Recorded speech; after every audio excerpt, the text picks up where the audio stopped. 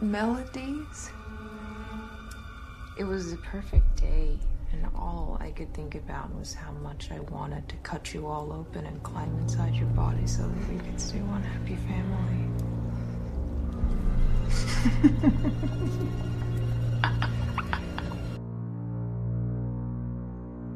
Welcome to the Haddonfield Horrors podcast, where we discuss all things horror, from one-off movies to franchises to TV series and even expanded media. I'm Mark. I'm Tuan. And today we're reviewing Evil Dead Rise, released in 2023, written and directed by Lee Cronin. Tuan, can you give the people the plot summary? Two estranged sisters reunited in a crumbling apartment building where the discovery of the Book of the unleashes a vicious Deadite possession. What begins as a family reunion quickly spirals into a relentless siege as the evil spreads floor by floor, turning loved ones into monsters and forcing impossible choices in a fight for survival. But before we get into our film today, we have a couple Haddonfield headlines to go over. First up on the docket, this week's box office was topped by two horror films. One being Help from Sam Raimi, the second being Iron Lung from Markiplier, which was a fully independent thing, and it ended up not topping. Send Help was number one in the box office at 28.1 million worldwide thus far, but Iron Lung came in at a 17.8 million. That's really good. More than a Melania movie.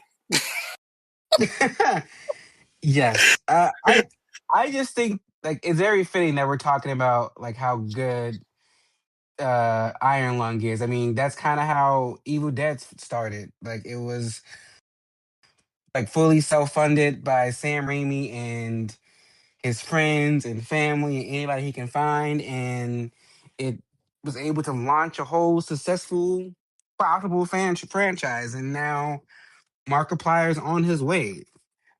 Think I saw somewhere that he was in talks with Marvel, or was it Marvel or just D? It might have been DC actually, to do a movie.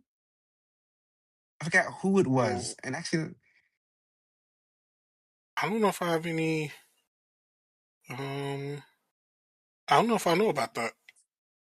I saw it. I was on Twitter, so who knows if that's real or not, if that was real or not. But I saw it somewhere that he was in talks with a movie studio to do a project with them, and if that was true, then that'd be amazing because I've heard nothing but good things about this movie. I've seen some of the reviews. Or for Send I've Help. se- no, for Iron Lung. Oh, I've kind of heard very mixed reviews for Iron Lung. Oh, I've heard good things. I haven't seen anything bad. Oh well, now that I'm looking at it, I'm seeing that IGN gave it a 4 out of 10.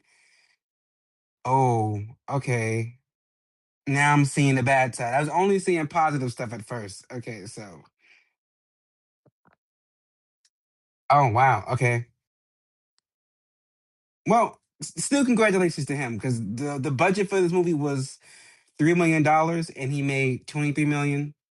So he more than doubled his budget. So that's great. And I'm glad that Sin Help is doing good. And I love Rachel McAdams and I love Dylan O'Brien. So I see that. I know that Bruce Campbell has a part in it, but it's Sam Raimi, of course. Bruce Campbell's in it somehow, some way, in some fucking form. And I'm pretty sure that fucking car is in it too, but I guess I'll see when I see. I was saying, slight correction that Send Help was the one that did 28.1 in the box office. Iron Lung did 17.1. But They're currently at 23 million. okay, went up since this article then. Okay. Well, They're currently at 23, yeah. okay, good. Um But yeah, that is good. Yeah, I've been hearing some mixed stuff on Iron Lung. I mean, I'm probably gonna check it out. I probably won't have a chance to like anytime soon, personally. So it'll probably be like a watch at home type of deal. But I always like Markiplier as a creator. So um, and he's like one of those fan bases that his people like his fan base like supports him when he does shit. Like I mean, it's pretty obvious here um, that they are, but also I feel like this kind of dispels the like narrative because it's been a narrative going on like that younger people don't really go to the movies that often. But I mean, if you see here, like Markiplier definitely has See, um, a more younger. I think it is. It's like I think like the movie executives they focus in on the wrong movies and talk about movie theater like movie going audiences, and they completely ignore movies that actually do good. Like if you're focusing on like some random ass rom com or some like lame act like some lame comic book movie that no one really wanted, of course you're gonna say, well, no one goes to the theaters. Like, no, because we don't want to see that shit. But like Sinners is proof that we go to theaters. You know, you put Tom Cruise in a movie for better or worse, people gonna go to the fucking theaters. You know, it just depends on the movie itself. Are we flopping to the movie theater to watch every single release? No. But when there's a good movie out and it has good word of mouth, do we go out there and go? Yes. Like I'm all for. I'm actually so in with Netflix buying Warner Brothers, mostly because the people at Paramount they're wild, they're crazy, and all this acquisitions with Skydance and Paramount is still losing money and firing people and can't stay afloat. Like that whole shit is still like teetering on bankruptcy, and adding Warner Brothers, which is already also in the shits, to that portfolio won't make anything better.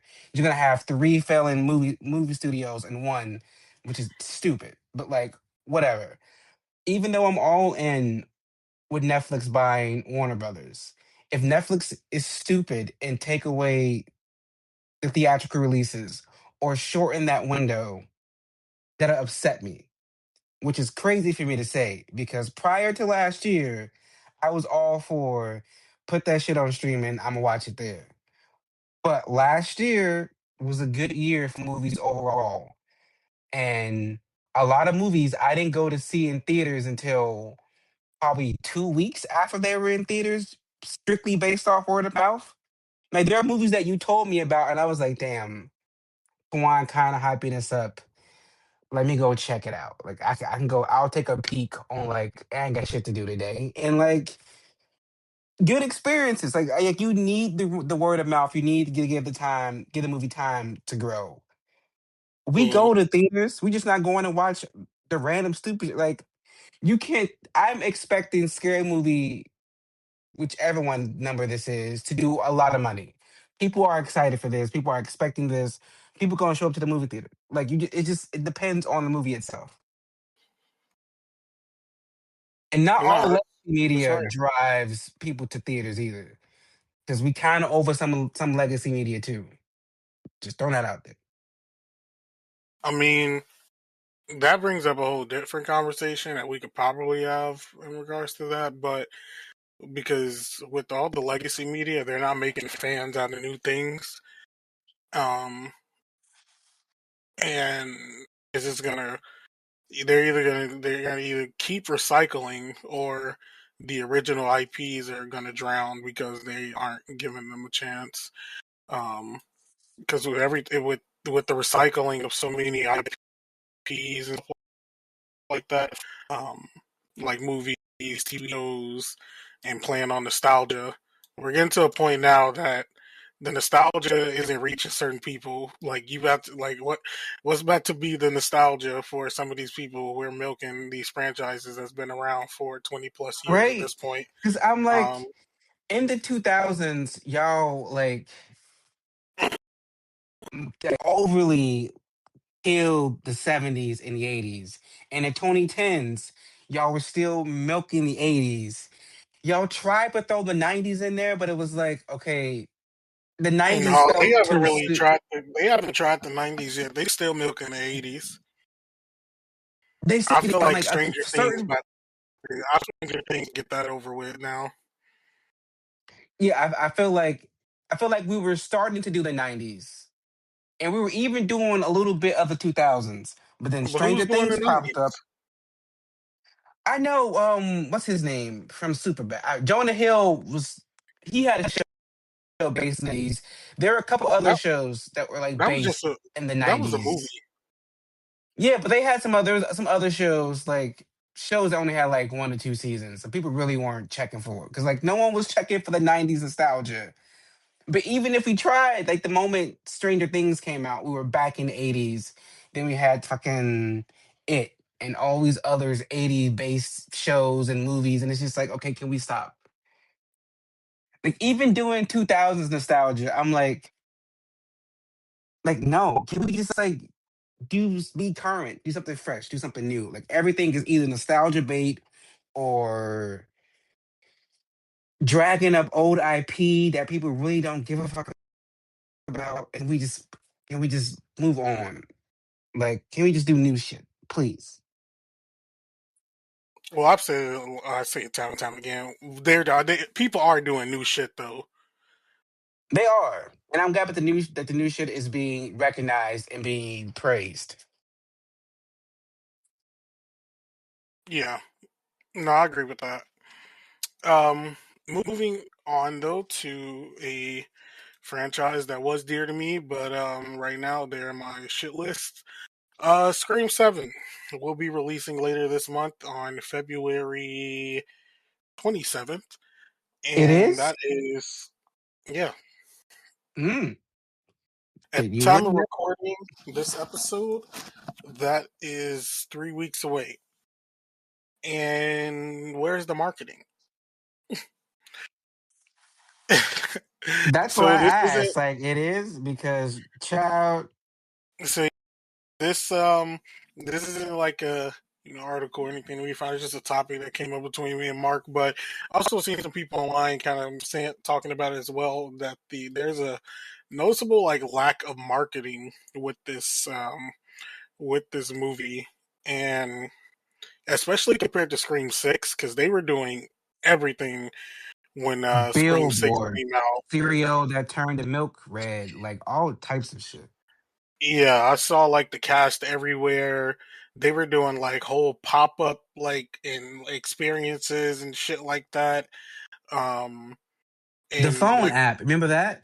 Like the app that can yeah, like they had change like your the voice. fake yeah, excuse me.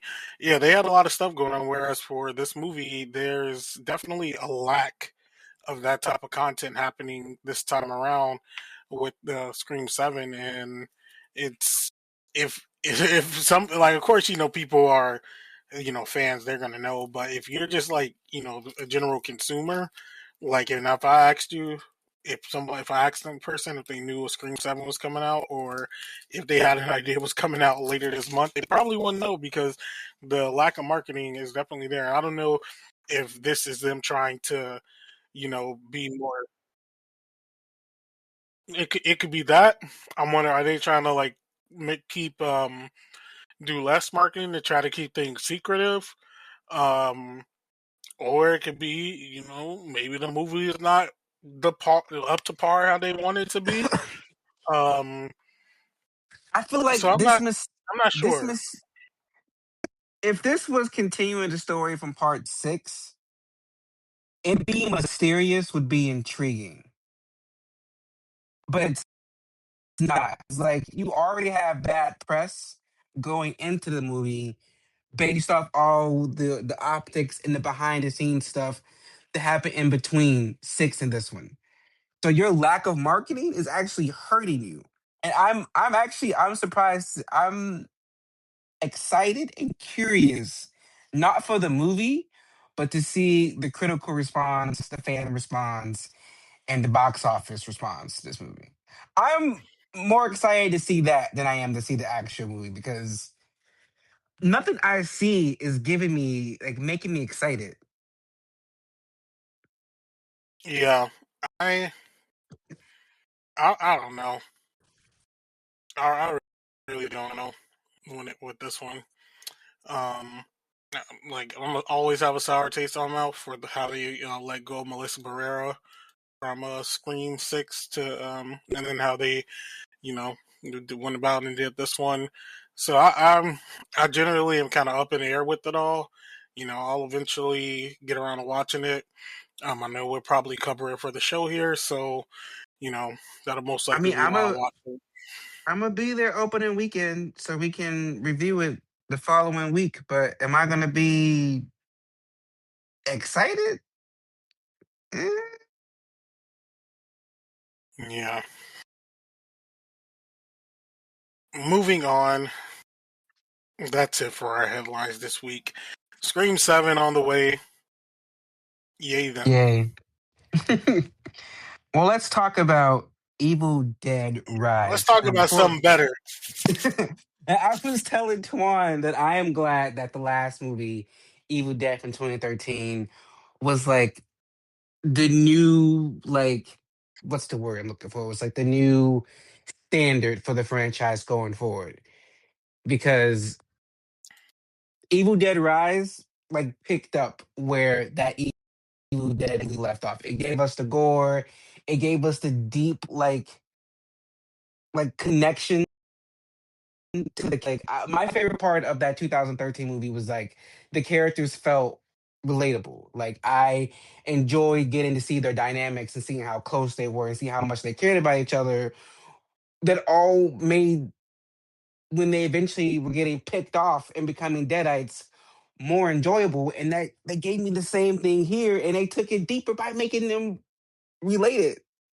And I'm gonna talk about it more in the scenes, but having us start the movie basically at the end and having it all wrapped back around, amazing.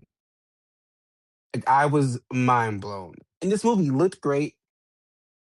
Another friend of mine told me that they lost the camp, but like, okay, yeah, the overall campiness and like overt campiness was gone, but it still had its still like funny moments, which I will also talk about in the scene section. But like overall, like this was a good movie.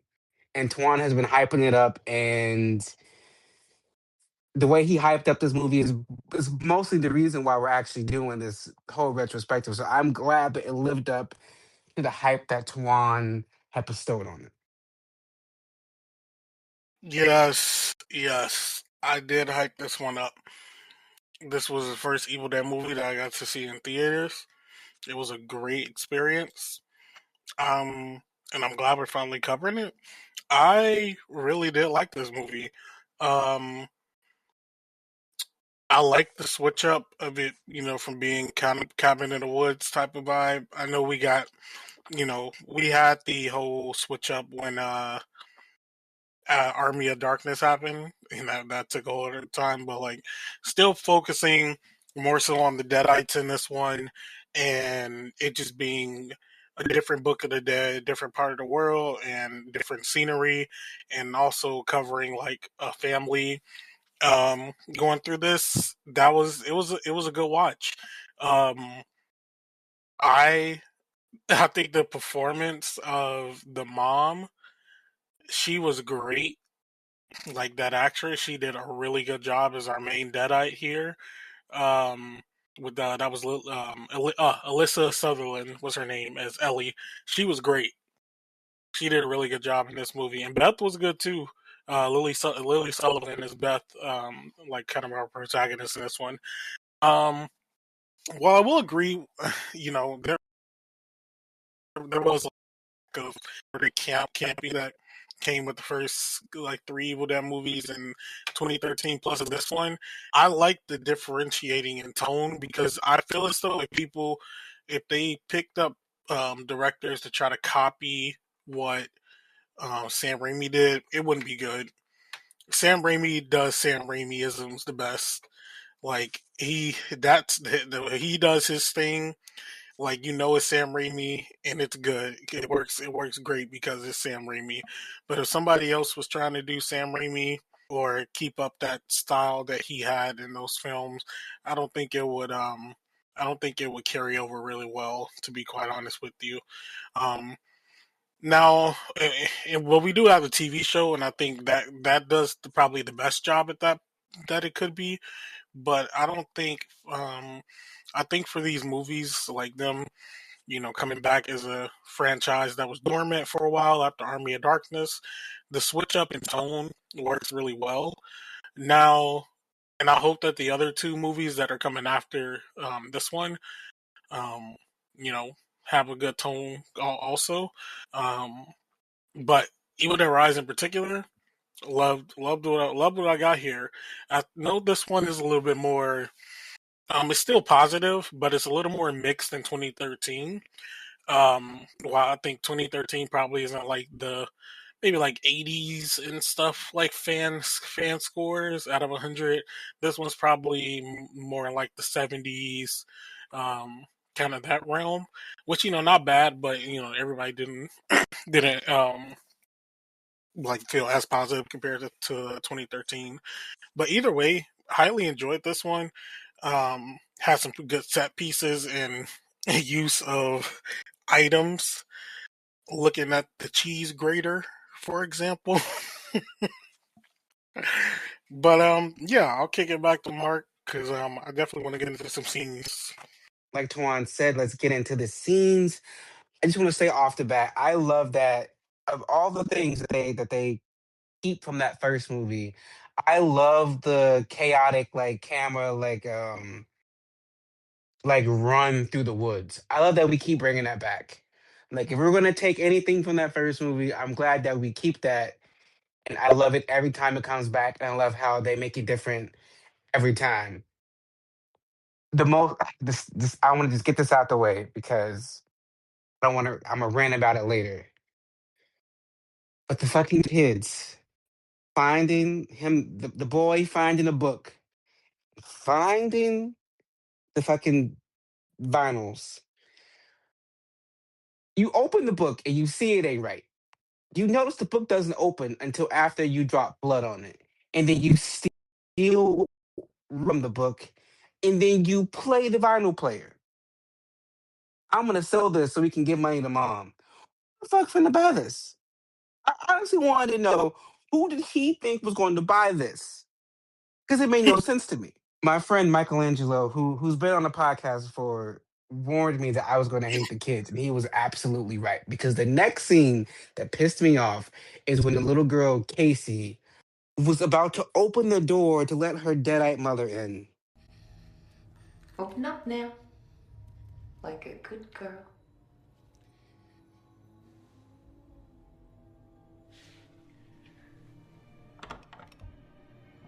That's it. Come on now.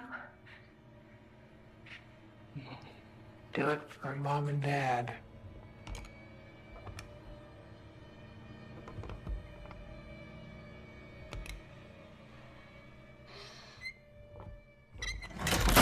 Like I get it, but please be smart, child.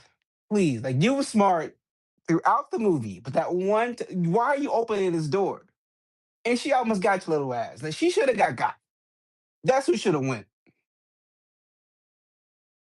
But going to kills when she ate that man's eye,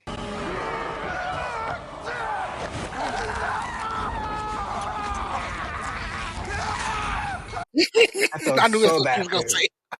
I I knew felt so you felt bad because you liked him, didn't you? he was kind of cute, but Yeah, also I knew. he was also just like trying to be helpful. He just like, hey, what's going on? And she just attacked him and ate his eye, and I was like, oh my god, oh my lord, The shot of like oh how my she lord, like leaned her head all the way back before chomping down on it. The way it like was shot in the camera was crazy. insane. And I'm just like, what the hell? Uh, For kills, I wasn't upset when Danny died. He deserved that. He deserved that because all this was your fault. All this is your fault. But the cheese grater, Mm. traumatized. I can't look at a cheese grater no more. Like I don't under like why would you do that? Why was this scene needed? But my favorite scene is when the deadite mom, comes out the tub, and she's like, Mommy's with the maggots now. "I'm like, bitch, why would you tell these kids that? Like, I No, know the you some Deadites, demon, the know you did, Deadites were having too much fun in this and movie. just disrespectful, like pissing me off. I was like, wait, you didn't have to say that." No, she was And so then good. it was, but then also my scenes, like the scenes leading up, like before the possession, and like I felt sorry for the family because Ellie's husband left. It's just her and the three kids, and they're struggling, and the building's condemned. They have to move out. It was like, oh, they can't catch a break, and now because her dumbass son, he dead and possessed. And I was just like, damn, y'all actually made me feel for this family. Now here come the sister who is knocked up, and she thought she can come home to her sister and the family for some comfort, but to find out her family is in shambles and she been MIA while all this is going on. And it's just like, I was like, damn, I feel for these people, and now they're getting picked off. And I was just, ugh. I felt myself at no point in those other movies that I ever found myself being like, okay, I want them to find a way to save the main possessed person. I really wanted them to find a way to save Ellie because I was just like, she been through enough. Like, can she get the same like treatment that old girl got in the last movie? Can we just move this on? And No, that's fair. I did want to mention. I forgot to mention that I do like that we keep that they were keeping the theme of siblings. Mm. We had that with the OG. We had that with the sort of remake, and we have that with this one. I like that we're kind of keeping that like loose like theme going on. But what about you? What are the scenes and kills that stood out for you? Good, bad, or indifferent? Well, first of all, we got to take it right at the beginning with the cold open that we got there. With Jessica, um, scalping her fucking friend. I Like don't know how she survived that. Like, what the hell? that was crazy. Also, when she was like, it wasn't even like that like scary of a scene, but like when she was reading off the pages when the gold girl was reading her book and she wasn't like obviously she wasn't looking at the book but was reading it. Intense horror of my nightmare came over me. I tried to draw back my arm, but the hand clung on, and a most melancholy voice sobbed, "Let me in, let me in." As it spoke, I discerned, obscurely, a child's face looking through the I don't know window. why I really like that, and the fucking title card When she was rising from the like insane. with the title card in the background, that was epic. It was perfect. That was really It good. looked Whoever so good. whoever put that together, kudos. Little finger taps for that one. Um, that was really good. Let's see. Other parts that I liked when when Ellie she was like near Beth and she was like I'm gonna snatch your soul and she went down to her stomach and she was like two souls. That was perfect. I really like that. That was a good little comedic bit right there. Like there were little like dark humor parts like sprinkled in that fit really good, but it didn't like take away from anything though. And I think it worked well here for what we got. Um that was definitely one of them. Uh the when Ellie initially got possessed and it was like the homage to the tree scene but in the elevator with the wires.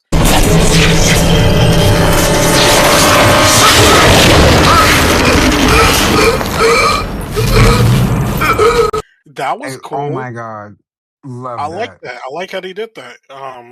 Like that was a good way to go about that, and it didn't feel as sexual as we got before. and the amalgamation that they became at the end, or like the marauder of them like all conjoining together. Disgusting, but I loved it.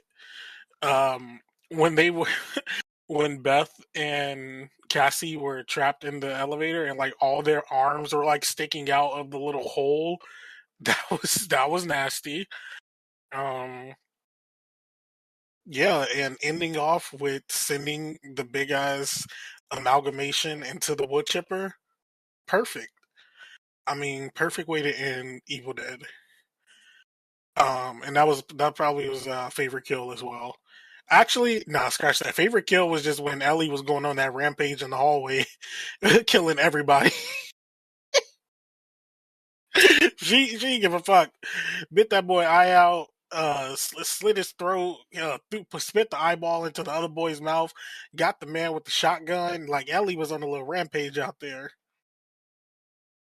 But She was eating people and beating ass and just causing all kind of mayhem. Like man, but she that was a good mouth, deadite. that mouth, I was like, oh my god, the shit she's saying. Like they really digging into Ellie's mind and cutting people deep. Like, Yeah, she was a good deadite. it was insane. But yeah, that wraps up But my scenes though. Ellie's when Beth um stabbed Ellie in the face with the scissors, Mm. amazing. But when Cassie put the little what was it, an umbrella or the sharp thing Yeah, it she was had like her when little it went doll. when it went into to Bridget, Yeah, that and was then crazy. Bridget pulled it out before she fell. I was like, oh my god, oh my god, Yeah, this little girl gonna have trauma forever, unfortunately. girl, her aunt, and her little cousin. Because we know she ain't going with the daddy. Like,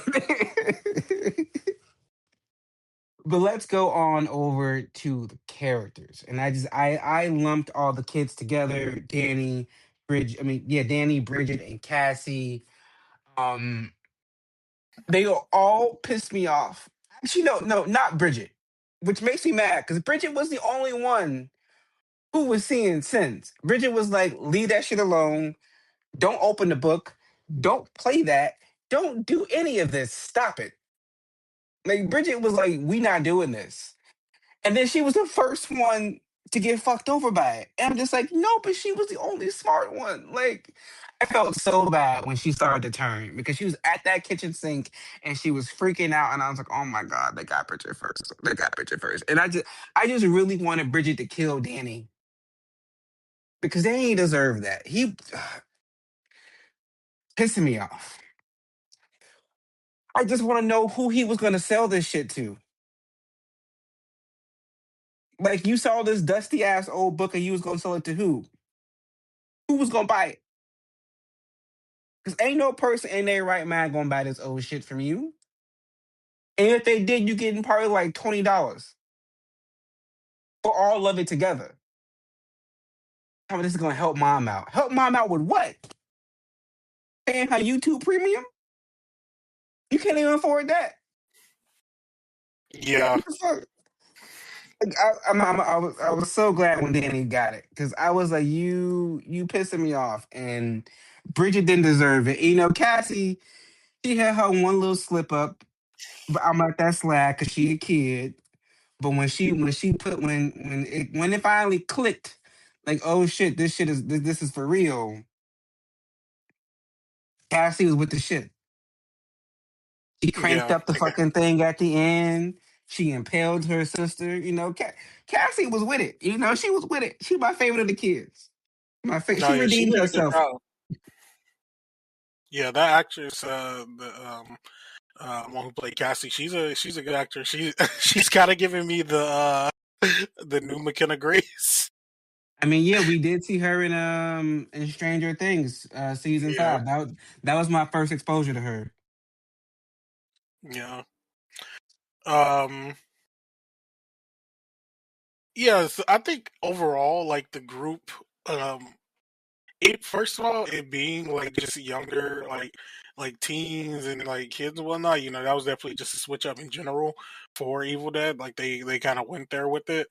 Um, and, I'm always game when a movie is like fuck it, like nobody's off limits when it comes to the shits, and they definitely did that with this one. But yeah, Danny, man, what are you doing? Hmm? Not Yeah. talking about Danny. Like Danny, what are you doing? Why are we why are we in a deserted bank vault that's under your apartment complex is about to be condemned and you touching shit like don't nobody want this shit. Like what Mark said, like don't nobody want this shit. Like put that shit back. But then when he started playing that damn vinyl record and his shit wouldn't stop, I was like, oh fuck. Yeah, that was crazy on its own. Um, but yeah, like Mark said, Bridget was the only one that really. I mean, I can't even say nothing about Cassie. Cassie really wasn't had nothing to do with that. It was really just Danny, but Bridget wasn't with the shits at all. Um, and I did, yeah, I did feel like the bad for her, for definitely. But she did make a good Deadite. Once she turned, even Danny was a boring Deadite. Hmm. Like at least Bridget had the cheese grater. Danny was just that fucking shit up. Human and Deadite. Like, But yeah, Cassie was good though. I mean, like she's like the like youngest out of all of them. Like I'm really not taking much on Cassie.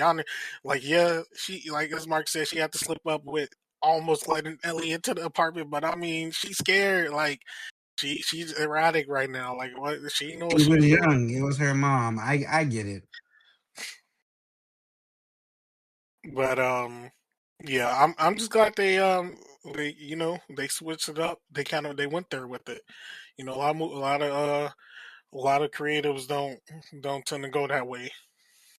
This is the first movie where we actually have kids in the Yep. plot. I didn't even. I forgot to mention that earlier. I actually didn't even put that together until now. Like this is the first one that has kids. Mm-hmm. This is the first one that also has two female leads. Yup. Good movie. Good movie. And then let's move on over to Ellie. Loved her. I I felt so sorry for Ellie. Like she was I just did down feel on her bad for luck. Like her husband left her. She has to move out her home. She got these badass kids. Like I felt so sorry for her. And that whole elevator scene, like her. I felt I so bad was for her. I felt so bad for her. I was oh my god. Even when she came back, like before, like she fully got taken, like over. The last thing she said was like, "Don't let it get the kids" or something like that, along those lines. And damn, like you could tell, you could tell they had a really good family dynamic. Like even in those like just couple of scenes that we got of them, like they set the dynamics of them really well. Like sure, the dad wasn't there or nothing like that, but like Ellie, um, seemed like the type of parent who let her kids do what they wanted, and but not like in a way that like they were walking over her, but in a way that like express themselves. Like you have Bridget talking about going to a protest, Danny was doing like the music stuff, Cassie doing like crafting, and Ellie herself was like a tattoo artist and all that. So um it seemed like a good family dynamic, and they set that up really well early on, enough to get us to care. Because in other movies, some we watch have tried to like set up like a dynamic with the family or just like a group of friends, and it doesn't really come across anyway. But they got it out the way pretty quick because this movie is pretty short. So they got us. This movie is like almost just 100 minutes, maybe. Okay, this Almost movie is 90. short because I that was my one of my like comments to myself. Like, damn, this went by pretty Yeah, fast. it is short. It's like 95-ish minutes, I believe. So like an hour and 30, like hour 35 almost. So um they got us like the writers, they got us to care like really early on with them, and once everything started evolving, it worked out. And then Ellie was just really good though, especially in Alyssa Sutherland. She did a really good job doing both like Ellie when before like Deadite form, and especially after. um like, might I say one of my favorite Deadites outside of Mia from from 2013. um she was really good though. What are your thoughts on Beth? I think Beth was a good character as well. We got enough of her to, set up a reason as to why she was there and why she couldn't leave. Just like, 2013. Now, one thing I will say, well, it's not like it's a word I'm looking for. It's not like it's a thing that couldn't happen, but the stairs falling from the building side was given like the bridge in the first movie. Like the stairs on the side while they couldn't get out um Mm-hmm. from the floor. It was definitely given like the first movie when the bridge just looked like a big monster chomped the piece of it off. But they still had a good reason because an earthquake happened, so you know. But like that was kind of given that. But back to Beth, that was tangent.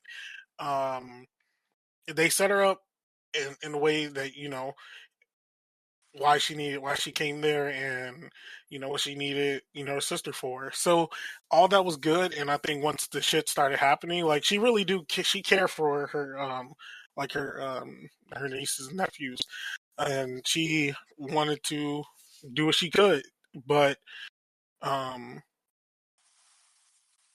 she took a lot for it. That the first of all, that damn cheese grater, that shit, ugh, as we keep mentioning, and also the like big ass glass shard to the hand from Ellie.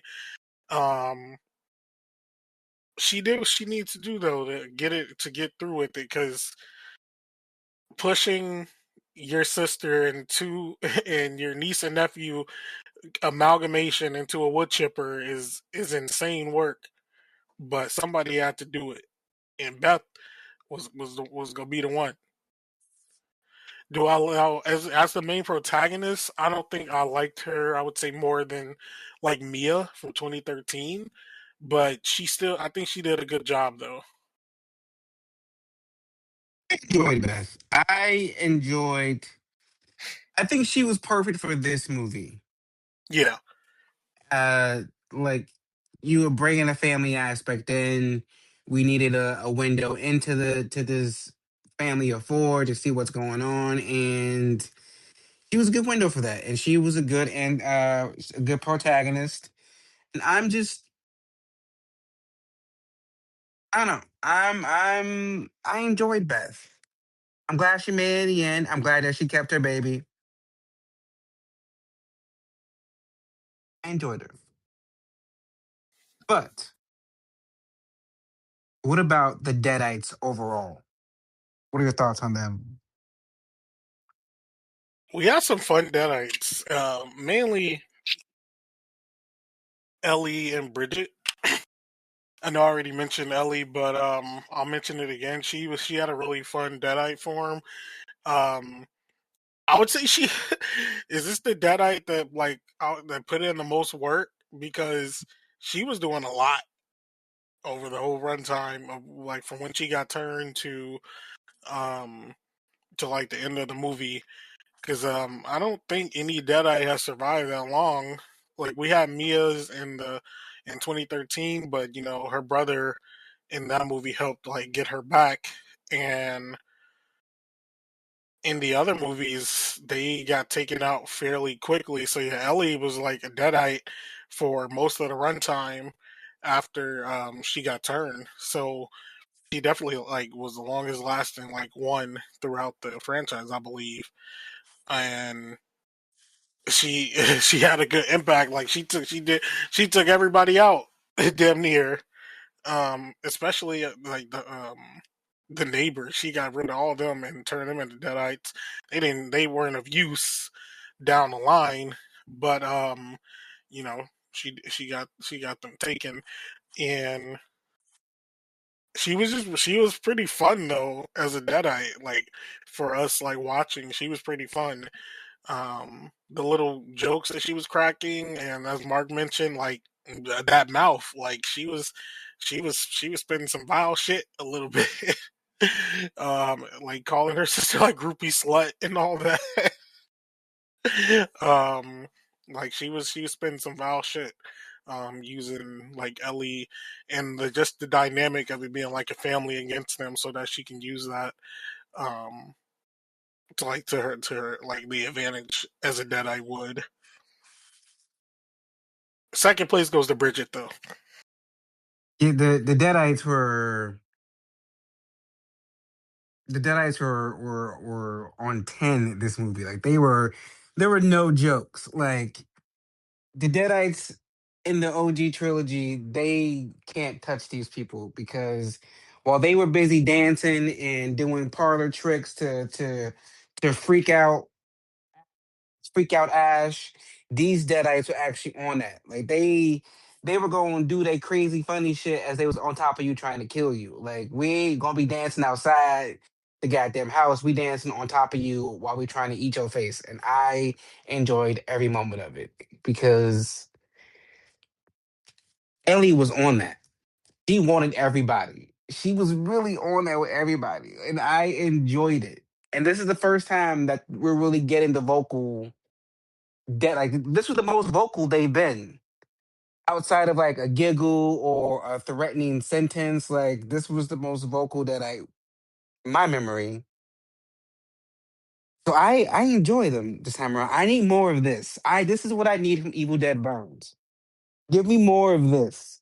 Let's just keep building up on what was established in 2013. If we could just keep doing that, this franchise has legs, and I will be running behind them. But with that, let's go on to the behind the scenes info and facts. So, Evil Dead Rise had a budget between 15 and 19 million, and it brought in a box office of 147 million. Some interesting facts to follow up with. Before becoming a full theatrical bloodbath, Evil Dead Rise was actually planned to be a streaming exclusive on HBO Max. Test screenings went so well, though, that Warner Bros. Upgraded it to wide theatrical release, and it ended up being a huge win for the franchise. Kids as victims was a line that the franchise hadn't crossed until now. Previous films danced around it, while Rise went all in, and that choice was intentional to make the Deadites feel truly merciless again. Cronin stated that the film used over 6,500 liters of fake blood, and the scene in which the elevator fills with blood was accomplished by lowering a constructed elevator into 6,000 liters, into a 6,000 liter tank of fake blood using a forklift. And the shot obviously was a homage to the 1980 film The Shining. At the 51st Saturn Awards, the film received 2 nominations for Best Horror Film and Best Makeup. Director Lee Cronin discussed his ideas for future sequels in the series, taking place after Evil Dead Rise. And as of February 2024, it was reported that Sebastian Vanecek was attached to direct and co-write a new spin-off film of the Evil Dead franchise. While in April 2024, it was announced that another Evil Dead film was in development with Ghost House Pictures producing. And the film from Sebastian Vanecek we spoke about in a previous episode, if you guys remember, that would be titled Evil Dead Burn, and that is releasing later this year, I believe, in June.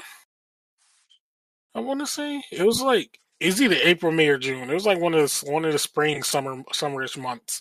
But that will be releasing fairly soon. We'll cover that whenever we get there. Follow up with some critics' reactions here. The film sits at 85% on Rotten Tomatoes. The Hollywood Reporter says the film flaunts the talent of its promising director and delivers strong performances while paying homage to the franchise. RogerEbert.com gave it a 3 out of 4 stars, says that once it gets out of its own way, Evil Dead Rise delivers what audiences came for: extreme gore and chaotic energy. Chicago Reader says the movie should feel like getting an Evil Dead reunion, but instead it's more akin to a so-so tribute band, with Variety lastly stating writer-director Lee Cronin has delivered its own imaginatively scary take on the Book of the Dead mythos with plenty of blood mayhem. But enough of them. What about us? Mark, are you cashing or passing Evil Dead Rise? For me, this is a cash all the way. This is a good movie. This is the kind of horror movie that you need. Like, it doesn't need to connect to the original. It doesn't need to connect to the main story, but it needs to have certain elements. We have the waving camera. We have the Deadites. We have the book. We have all the things that make Evil Dead, but we don't need it to directly connect to what was done before. And I like that. And I like that it's established that you can just drop all these different kind of books anywhere in the world at any time, and the Deadites will just go batshit crazy on whoever happens to read it or play it. So I love this movie, and I just can't wait for the next one. Because of this movie, I have high expectations on the next one. It's a complete cash. What about you? Same here. I'm excited for the future of the franchise. I think this was a good entry, and like Mark mentioned, the fact that like now we know in the series they say this canon there's like 3 Book of the Dead's out, um, and they can be anywhere and anyone can find it and something can take place with it. Like this is the type of franchise that really could go on forever because as long as you have creatives willing to, um, you know, do something a little bit different with the story, but keep it close to home in a decent amount. I feel as though you could keep going with this franchise without it getting stale because you'll have like different people coming in and adding their ideas into the mix, and Like Final that's already what Destination. they're doing. Yeah, and that's already what they're doing. 2013 was Fede Alvarez. This was Lee Cronin. The other 2 movies that are coming out are 2 different directors, and I mean, it really, yeah, I like the idea of that, and it also has a canon reason for happening because like nobody needs to like nobody needs to. I don't need an explanation as to why the book is here now. I really don't care because it could be anywhere. And also it's just it's a demonic book. Shit, they could tell me the book teleports on its own, and I'll believe it at this point. Which I mean, we saw some crazy shit happen in the Army of Darkness, so we know anything is possible at this point. But just wrapping it back around to Rise, I think the movie did really well. It had some good little set pieces within it. I think the way that they changed up the setting into like a city atmosphere with the apartment building was a nice change.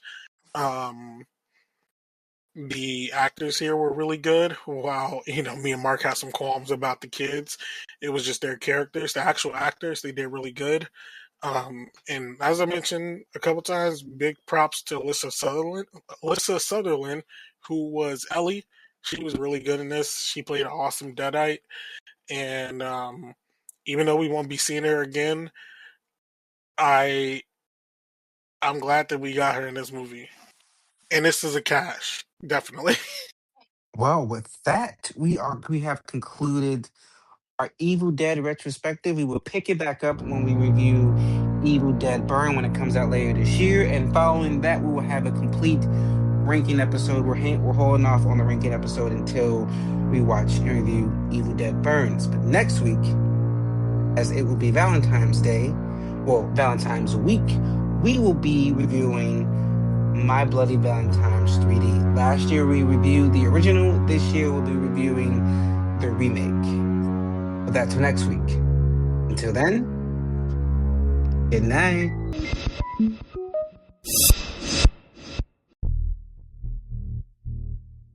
If you like this episode, please be sure to check out some from the Haddonfield Horror Cemetery.